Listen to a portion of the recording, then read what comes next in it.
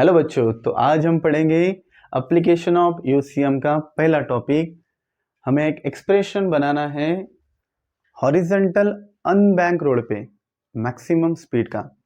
आपने देखे होंगे जब हम रोड से गुजरते हैं तो जब वहाँ पे टर्न आती है हॉरिजॉन्टल रोड पे, तो उस टर्न पे हम मिनिमम वेलोसिटी से तो इजीली जा पाएंगे, पर मैक्सिमम वेलोसिटी से हम कितना उस पर से गुजर सकते हैं सेफली, ये हम आज इस डेरिवेशन से जानेंगे। तो इसके लिए हमने सबसे पहले एक हॉरिजॉन्टल रोड लिया है और यहाँ पे हमने सेंटर दिखाया रोड का, और यहाँ एक व्हीकल का वर्टिकल सेक्शन कंसिडर किया है।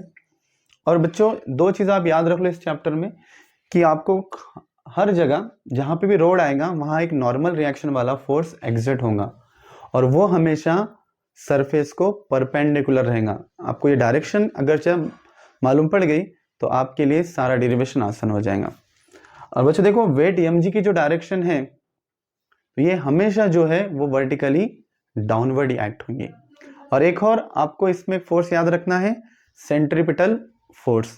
इस सेंट्रीपिटल फोर्स की जो डायरेक्शन होंगी वो हमेशा सेंटर की तरफ होंगी, और जो फोर्स जो कंपोनेंट उस डायरेक्शन में जाएगा वही सेंट्रीपिटल फोर्स प्रोवाइड करेगा, या उस कंपोनेंट के अपोजिट जो रहेगा वो सेंट्रीफ्यूगल फोर्स रहेगा।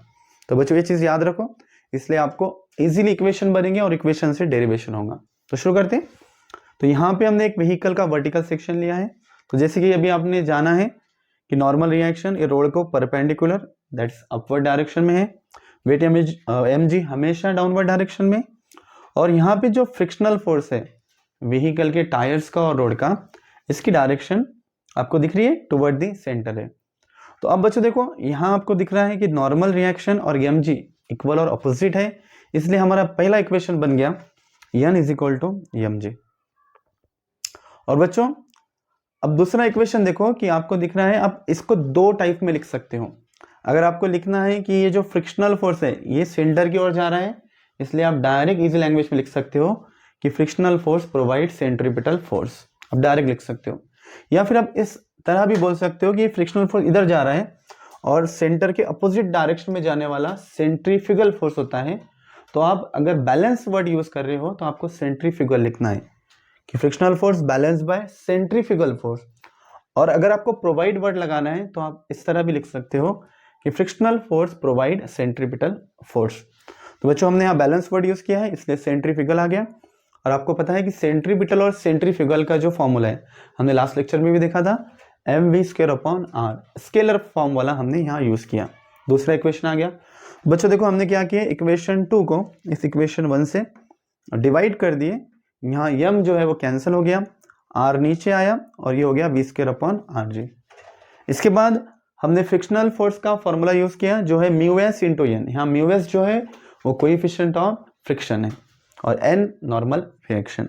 अगर ये n यहाँ से नीचे गया तो Fs/n इज इक्वल टू बच रहा है μs, और यही जो है Fs/n ये हमारा है v²/rg जो हमने यहाँ लिख लिया।